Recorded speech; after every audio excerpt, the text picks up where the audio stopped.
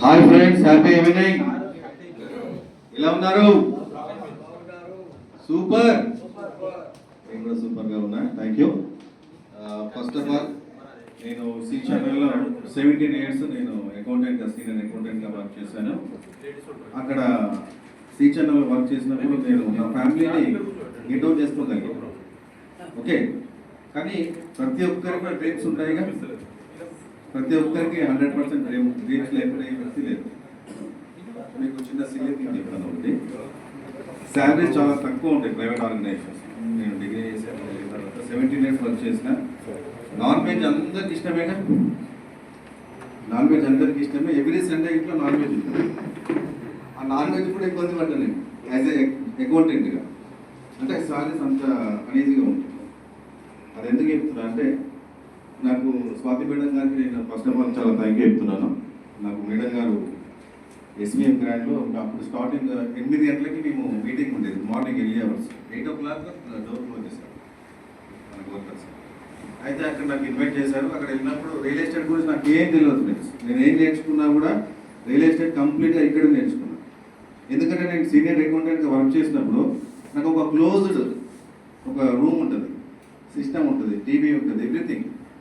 Tea, coffee ఏది కావాలన్నా అక్కడికే వస్తుంది. ఫ్రెషప్ గారికి బయటకు వెళ్ళి వస్తాము, అంటే రిలాక్స్ కోసం బయటకు వెళ్తాము, వస్తాం. సో అక్కడ నాకు నలుగురితో పరిచయాలు లేవు. నేను ఎవరితో మాట్లాడుతున్నా అంటే సిస్టమ్తోనే. ఫోన్లో మాట్లాడటము, రిపోర్ట్స్ పంపించడం, ఇది మాత్రమే తెలుసు. ఇక్కడ వచ్చిన తర్వాత గౌరీపతి సార్ చెప్తుంటే చాలా ఆశ పుడుతుండే. ఆయన ఇట్లా చేయొచ్చు, డ్రీమ్స్ని ఫుల్ఫిల్ చేసుకోవచ్చు అని చెప్తుంటే నాకు ఒక బీజం పడ్డది. ఆడ గౌరీపతి సార్ మాట విన్న తర్వాత నాకు ఒక బీజం పడ్డది. నేను కూడా కామన్ మెన్నే కాదు, మిరాకిల్స్ చేయొచ్చు, అవకాశాలు ఇక్కడ ఉన్నాయి. రియల్ ఎస్టేట్ అంటే కష్టమేం కాదు. అర్థమైతే రియల్ ఎస్టేట్ అనేది కష్టమైన పని కాదు. ఎందుకంటే ఎవ్రీ వన్, ప్రతి ఒక్కరికి, భూమి మీద పుట్టిన ప్రతి ఒక్కరికి కూడా గూడు కావాలా ఉందా?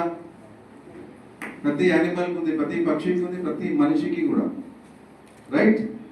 తర్వాత రియల్ ఎస్టేట్ అనేది ఇప్పుడు పుట్టింది కాదు, రాజుల కాలం నుంచే ఉంది. యుద్ధాలు అయ్యేదా? దేనికోసం?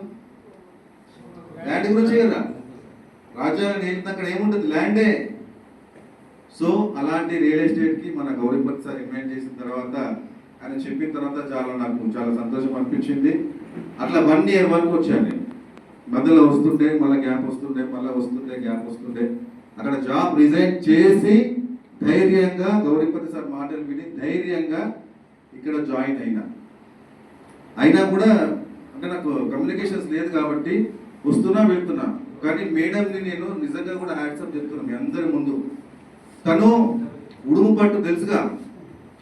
ఇంట్లో ఉన్నా కూడా కంటిన్యూస్ కాల్స్ చేసి పిలిపించేది. ఎప్పుడు కూడా తనకి కోపం అనేది రాకపోతుంది. ఇది వస్తలేడు సార్, మేడం ఎప్పుడు కూడా మోటివేషన్ చేసేది. మీరు అదృష్టవంతులు సార్, మీ దగ్గర స్కిల్ ఉంది, మాట్లాడే విధానం ఉంది, మీకు ఓపిక ఉంది, మీకు ధైర్యం ఉంది అని చెప్పి పిలిపించారు. ఎవ్రీ టైం పిలుస్తూ ఉంటే నేను ట్రై చేస్తూ ఉండే.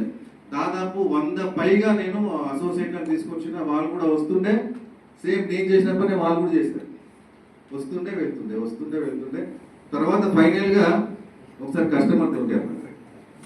నా ఫ్యామిలీ మెంబరు మేడంకి చెప్పాను, మేడం కస్టమర్ వస్తుంది.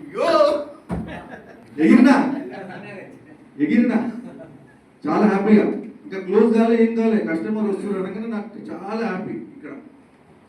తర్వాత మేడంకి చెప్పిన, కస్టమర్ తీసుకొని వచ్చిన తర్వాత సైట్ చూపించిన. నాకు ఏం చెప్పాలో అసలు అర్థం అవుతలేదు. ఎగ్జైట్మెంట్. క్లోజ్ అయింది, డబ్బులు వచ్చింది, చెక్కు తీసుకెళ్ళి ఇట్లా చూపించిన. ఇట్లా ఉంటుంది. అప్పుడేమో శాలరీ చిన్నది, చెక్కు పెద్దది, 1,00,000 పైన వచ్చింది. ఎట్లా ఉంటుంది హ్యాపీనెస్? నా బీజం ఏమైంది? మొలకెత్తింది, మొక్కగా మారింది, ఇవాళ చెట్టుగా మారింది. ఇవాళ నేను ఏ స్టేజ్కి వచ్చినా అంటే I can do my self. ఇవాళ రియల్ విజన్లో నేను ఓన్గా క్లోజ్ చేయగలుగుతున్నది అంతా ఎవరి వల్ల? Because of my leader. అట్లా ఉండాలి. అంటే అంత ఓపికతో చెప్తున్నారు, చేస్తున్నారు. ఫైనల్గా మీకు ఒక చిన్న ఎగ్జాంపుల్ చెప్తాను. ఒక 50-60 years కిందలో, 50-60 సంవత్సరాల కిందలో ఒక ఆసామి, అంటే మీకు తెలుసుగా, అంటే విలేజెస్లో రూల్ చేసే వాళ్ళు ఉంటారు. బిగ్ షాట్స్ ఉంటారు. అతనికి 4 పిల్లలు, 4 చిల్డ్రన్స్. ఓకే, తను జీవితాంతం కష్టపడ్డాడు. ఒక 60 years వరకు కష్టపడి ప్రాపర్టీస్ సంపాదించలే. కానీ అతను కూడబెట్టుకున్న డబ్బులు ఎంత అంటే, సారీ 3 పిల్లలు, 4 కదా. నేను నెక్స్ట్ టైం వచ్చినప్పుడు 4 చెప్తా, ఇప్పుడు 3 కన్ఫ్యూజ్ కావాలి. సో 3 పిల్లలు అనమాట. 3 పిల్లలకి అతను పిలిచినాడు. This is my last stage. నేను ఇంకా నాది లాస్ట్ స్టేజ్ అయిపోయింది. నేను ఇంకా అంటే I have to live this world. So మీ 3కి నేను ఒకటి ఇవ్వాలనుకుంటున్నా. నా ఆస్తి కావచ్చు, నా సంపాదన కావచ్చు, ఇదేదో కావచ్చు. అతని దగ్గర 15,000 ఉంది. అంటే 500 నోట్స్ ఎన్ని? 150. Sorry 100 rupees notes 150. అంతేగా. 15,000 అతను వాళ్ళ 3 పిల్లల్ని పిలిచినాడు. ఒకతని పేరు రాము, ఒకతని పేరు కృష్ణుడు, ఒకతని పేరు బలరాం. ఇది రియల్ ఎస్టేట్కి సంబంధించింది. అర్థం చేసుకున్న వాళ్ళకి మాత్రమే అర్థమైంది. ఓకే, సో ఆ 3 పిల్లలకి అతను 5,000 ఇచ్చినాడు. రాముడు అంటే తెలుసుగా, రాముడు అంటే భక్తుడు. నాన్నకి చాలా హార్ట్ఫుల్ ఉండే వ్యక్తి రాముడు, అంతేగా.